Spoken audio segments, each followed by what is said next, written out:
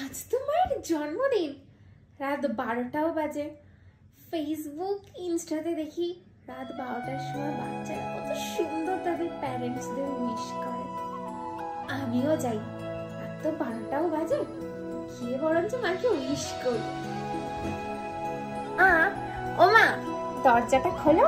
ও মা,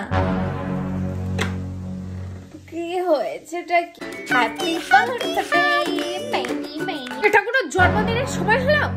রাত 12টার সময় আমার ঘুম থেকে তুলে হ্যাপি বার্থডে মা।